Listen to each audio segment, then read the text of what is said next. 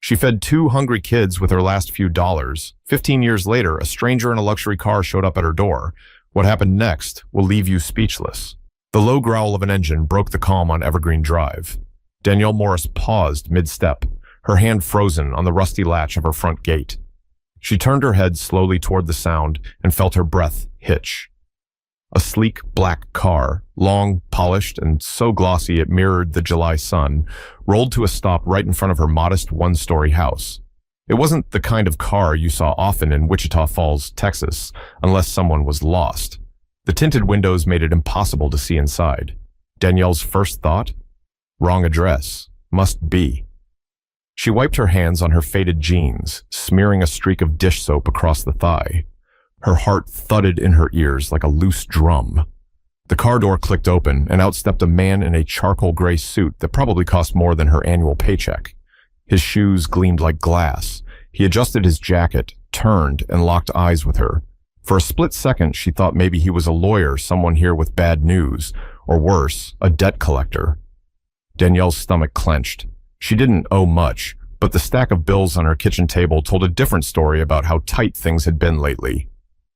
Mrs. Morris? His voice was calm, almost gentle, but deep enough to carry across the yard. Danielle blinked, gripping the gate like it could anchor her to something familiar. Yeah, that's me. Do I know you? The man smiled, not the smug grin she expected, but something warm, nostalgic even. He took a slow step toward her, and for a moment, Danielle felt like the earth tilted under her feet. There was something about his eyes, dark, steady, searching. Something that made a whisper stir in the back of her mind. I've seen those eyes before. You probably don't remember me, he said, his voice dropping to something softer, almost reverent.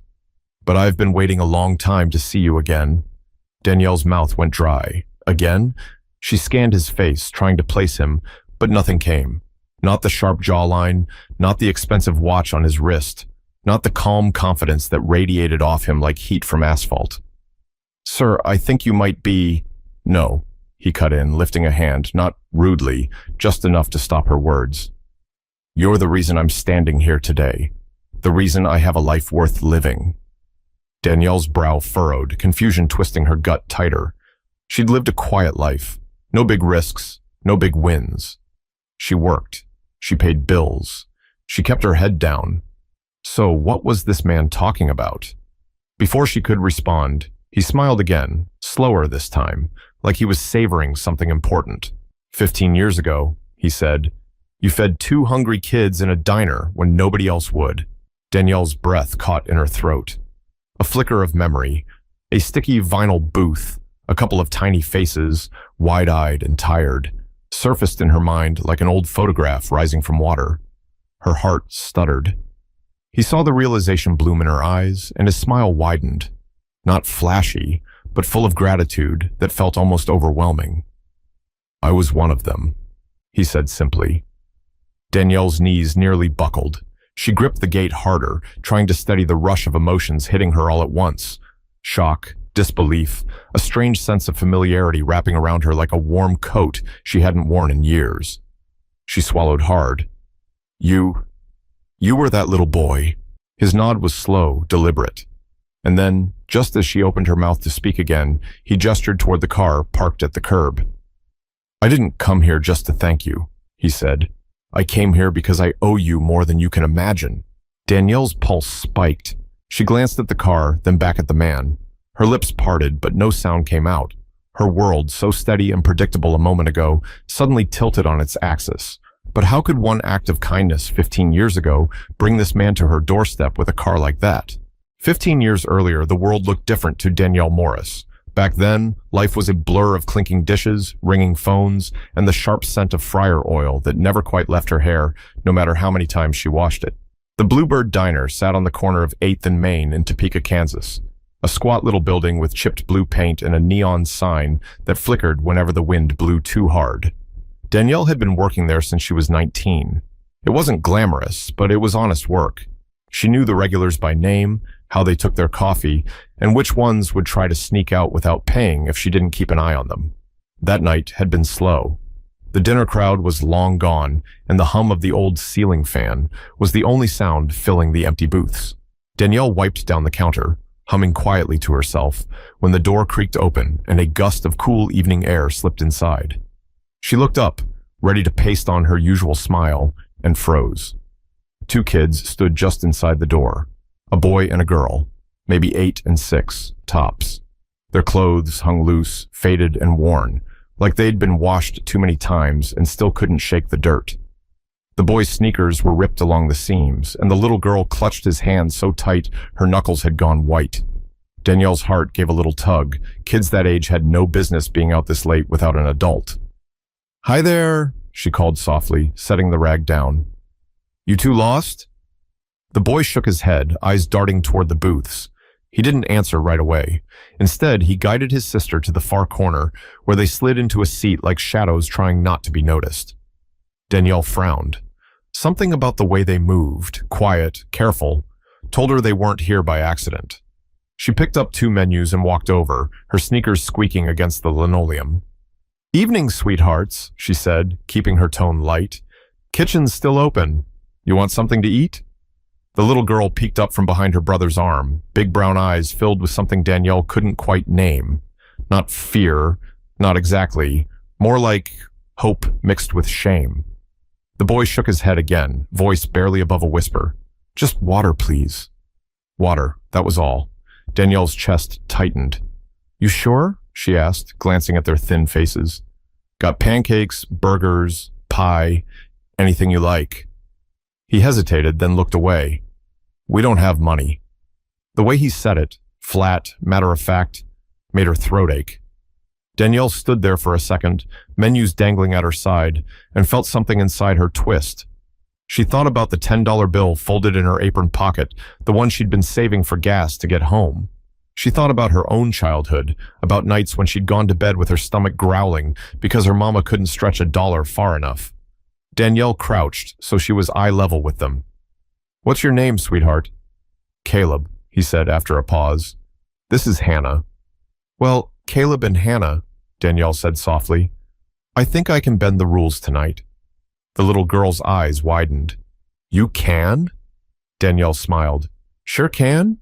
How about some grilled cheese and fries? Maybe a slice of pie to share?"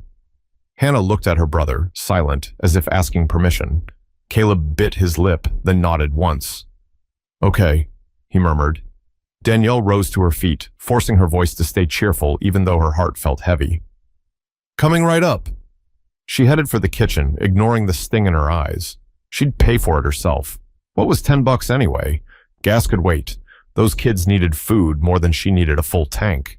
As the cook slapped bread on the griddle, Danielle glanced over her shoulder at the corner booth.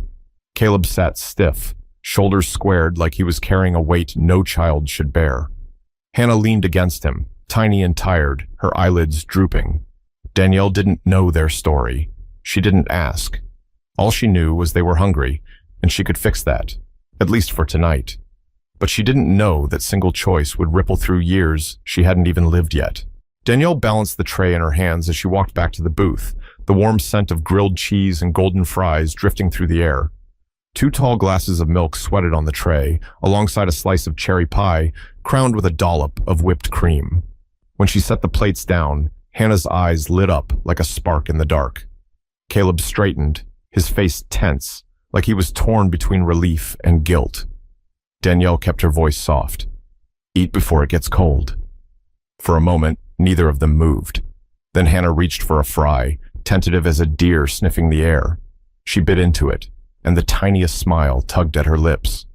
Caleb watched her, then finally picked up half of the grilled cheese. Danielle slid into the booth across from them without asking. She knew better than to hover like a waitress expecting payment. These kids didn't owe her a thing. Caleb chewed slowly, his eyes darting to her and then away. Danielle waited, giving him space. When he finally spoke, his voice cracked like old wood. You didn't have to do this."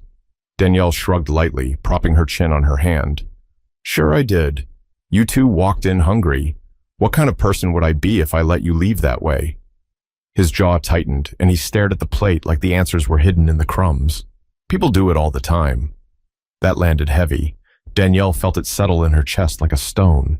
She took a slow breath, watching Hannah nibble at the sandwich like it might disappear if she didn't eat fast enough. "Not tonight," Danielle said gently. "Not on my watch." Caleb's eyes flicked up then, sharp and guarded. "Why?" The question hung between them. Danielle thought about it for a beat, then gave the only answer that felt right. "Because somebody once did the same for me," she said, "and it mattered." Caleb blinked like he didn't know what to do with that. He looked at his sister, then back at Danielle, suspicion slowly giving way to something else, something softer. Hannah swallowed the last bite of her sandwich and whispered, "Thank you." Those two words nearly broke Danielle's heart. They were quiet, but they carried so much weight, like the little girl had never had much reason to say them before. Danielle reached across the table and brushed a crumb off Hannah's cheek. "You're welcome, sweet pea." Caleb didn't thank her, not yet, but his eyes said enough. As they ate, Danielle asked the small questions, nothing that would scare them off. "You two live close by?" Caleb shook his head. "Just around." "You got someone waiting for you?" "No." The word was clipped, final. Danielle swallowed hard, biting back more questions. She didn't want to push. Still, the thought of these kids out there, alone, made her stomach twist. "You sure you're okay out there?" She tried again. Caleb's jaw set like stone. "We're fine." Danielle let it go. For now. Instead, she slid the plate with the pie toward them. "Share," she said with a smile. Hannah's eyes went wide at the bright red filling. "Cherry? Best in town," Danielle said. The little girl's smile was pure sunlight in that dim corner. For the first time since they walked in, Caleb smiled too. A small, careful curve of his lips, like he'd forgotten how. When the last crumbs were gone, Caleb reached for Hannah's hand and stood. "We should go." Danielle rose too, pulling 2 bills from her apron and slipping them under the plate before he could argue. "No charge," she said quickly, waving off the protest already forming on his lips. His shoulders sagged. "We'll pay you back, someday." Danielle chuckled softly. "Sweetheart, this isn't a loan." But he just nodded once, solemn as a judge, like he was making a promise he meant to keep. Then he took Hannah's hand and led her toward the door. She glanced back and waved with her tiny fingers before the glass door swung shut behind them. Danielle stood there for a long time after, staring at the spot where they'd been. She didn't know their last name, didn't know where they were headed. All she knew was that 2 hungry kids had left with full bellies, and for tonight, that had to be enough. She had no way of knowing it wouldn't just be enough. It would change everything. But life didn't hand out happy endings overnight, and Danielle's own story was far from finished. The sound of the diner door swinging shut that night faded, but the memory of those 2 kids stuck like a thumbprint on Danielle's heart. For a while, she found herself glancing toward that corner booth during her shifts, half hoping, half dreading she'd see them again. She never did. Days bled into weeks, weeks into years. Danielle turned 30, then 35, then 40. Life didn't get easier, but it didn't get worse either. It just, kept going. She stayed in Topeka for a while, working that same diner until the day it closed down for good. The owner had tears in his eyes when he told the staff. Chain restaurants had eaten up all the little places like theirs. Danielle packed her apron into a cardboard box and drove home with a lump in her throat the size of a fist. Bills kept showing up, same as always, rent, utilities. The old sedan that coughed and rattled every time she turned the key. Danielle picked up shifts wherever she could, cafes, truck stops, even a motel front desk for a stretch. None of it paid much. There were nights she sat at her kitchen table staring at a $1 bill, wondering how far she could stretch it. But Danielle was nothing if not stubborn. She never quit, never called it unfair. Life didn't owe her anything. That's what her mama used to say, and she believed it. She learned to make a dollar scream before it left her wallet. She patched her shoes with glue, wore thrift store jeans until they frayed at the knees, and told herself it was fine. She wasn't bitter. If anything, she tried to find small pieces of joy wherever they fit. A sunrise after a long shift, the laugh of a stranger in line, the smell of rain on hot pavement. Danielle didn't expect more, but deep down, on the nights when the house creaked and silence pressed in heavy, she wondered what happened to those 2 kids. Did they find a home? Did anyone love them enough to keep them safe? Or did life chew them up and spit them out like it did so many others. Sometimes, when she let herself think about it too long, a knot formed in her chest. Because part of her knew, if they'd asked, if they'd stayed, she would have done anything to keep them safe. Anything. 15 years. That's how long it had been. 15 birthdays, 15 Christmas mornings, 15 years of clocking in and clocking out, scraping by, living quiet. And then, that car showed up. It was a blistering summer afternoon, heat waves shimmering on the pavement. Danielle had just come in from hanging laundry when she heard it, the slow, smooth purr of an engine outside. Not the sound of a beat-up sedan or a rusty pickup like the neighbors drove. No, this was something different. At first, she thought maybe someone had taken a wrong turn off the highway.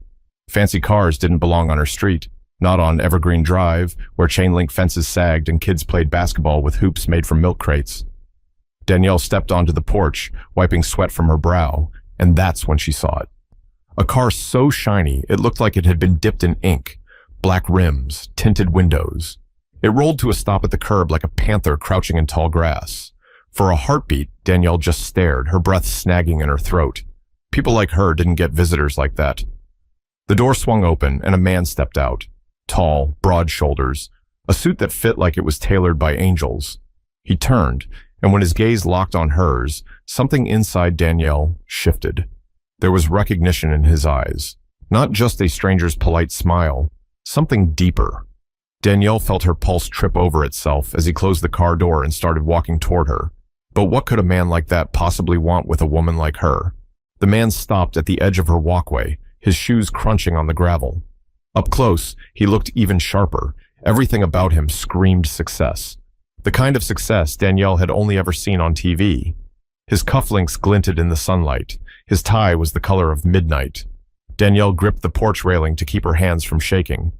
"Mrs. Morris?" His voice was steady, warm, but there was something heavy behind it. Like he'd been carrying this moment for a long time. She nodded slowly, trying to find her voice.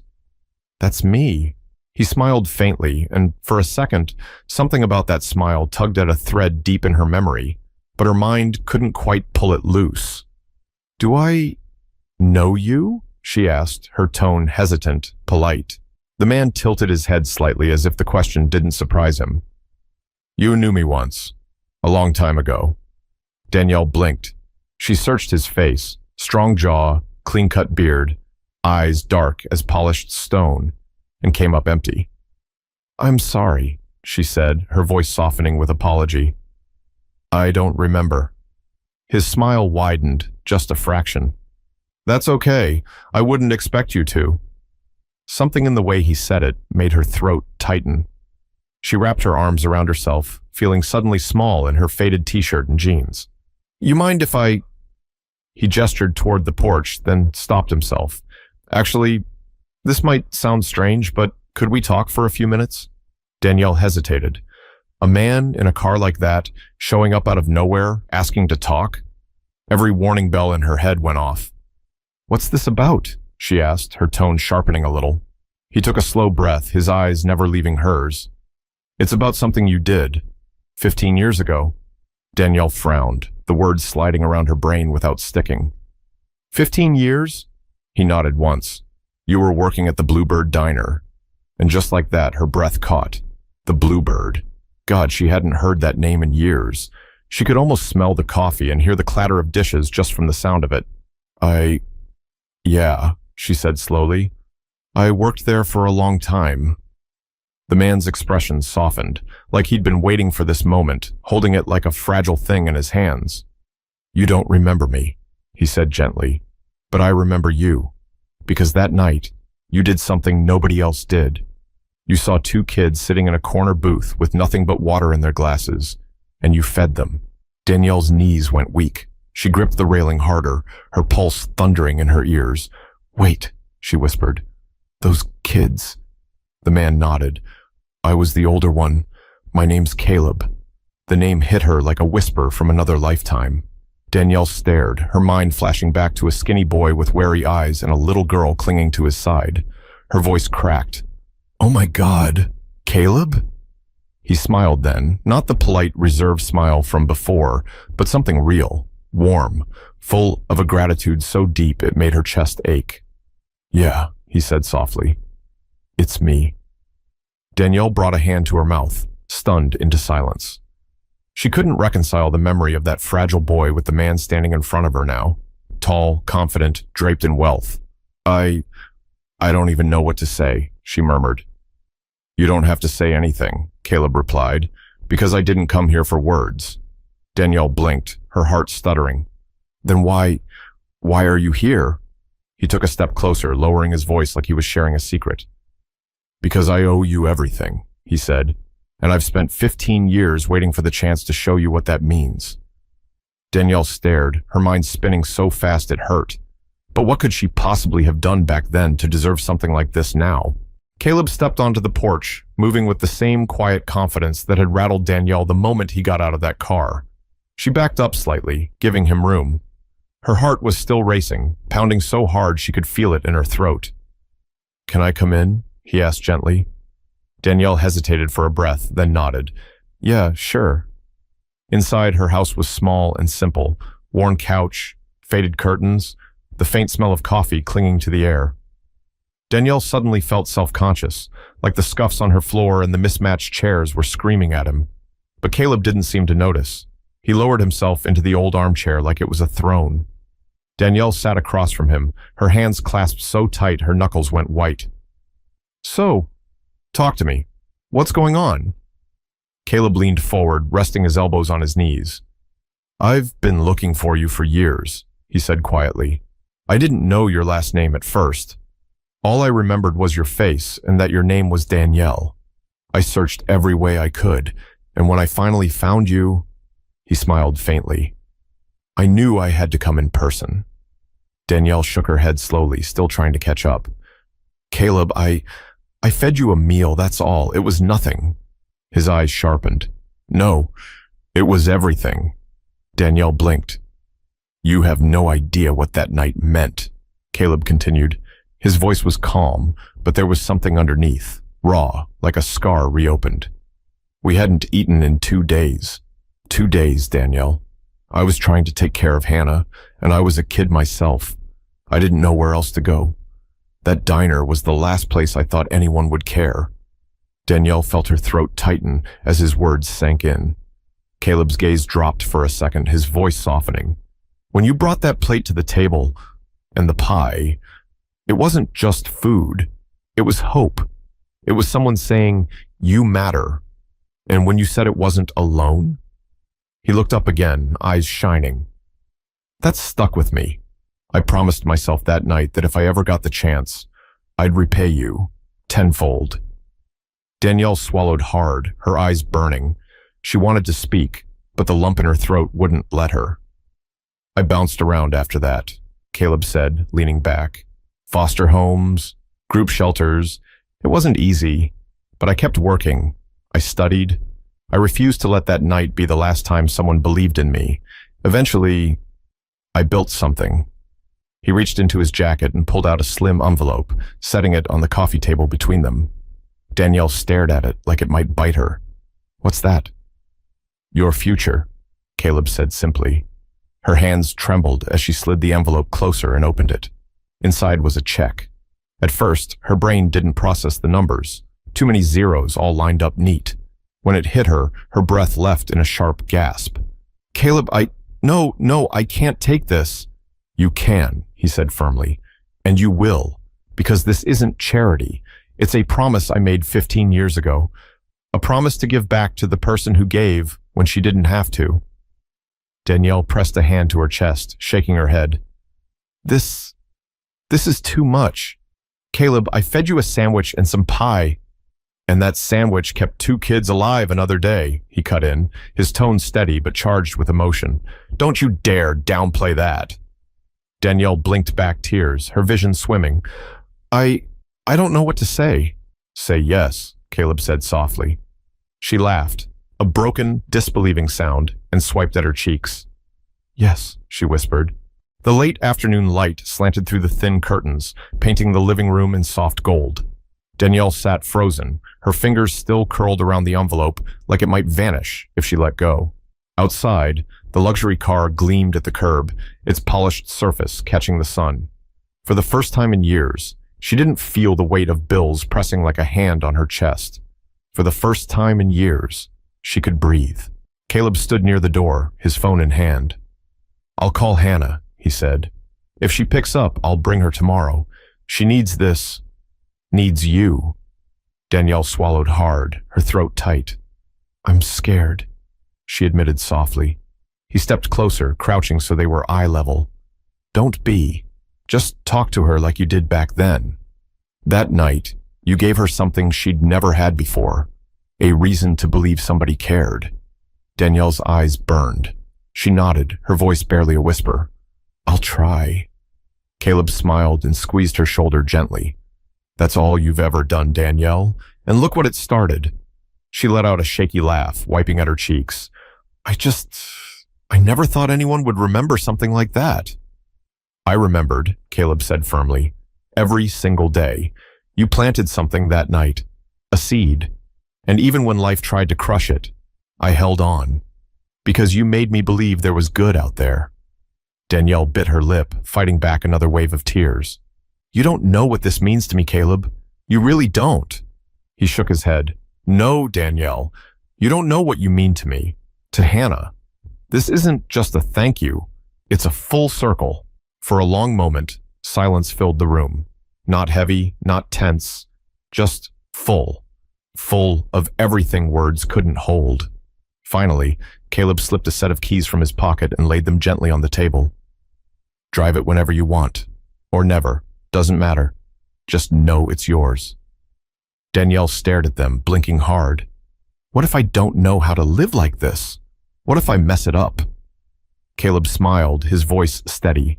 "You lived 15 years on scraps and hope. I think you'll figure this out just fine." A soft laugh escaped her, and for the first time in what felt like forever, it wasn't bitter or tired. It was real. As Caleb headed for the door, he turned back one last time. "Tomorrow?" Danielle nodded slowly. "Tomorrow." The door clicked shut behind him, leaving Danielle in the quiet of her little house. A house that suddenly felt too small for the size of the future stretching out ahead of her. She looked down at the check in her lap, then at the keys glinting in the golden light. And she whispered to the empty room, her voice breaking, "Thank you, God. Thank you." Outside, the car's engine purred softly as Caleb drove away, the sound fading into the distance like the closing of one chapter and the start of another. Sometimes the smallest acts, ones we barely notice, carry the biggest weight. A sandwich, a slice of pie, a kind word. You never know who's watching, who's holding on to that moment like a lifeline. And maybe, years later, that kindness comes back to you in ways you could never imagine. If you're watching this, let this story remind you. Kindness costs nothing, but it changes everything. If this story moved you, share it with someone who needs hope today. And don't forget to subscribe for more powerful stories like this one. Your one click might inspire another act of kindness that changes a life.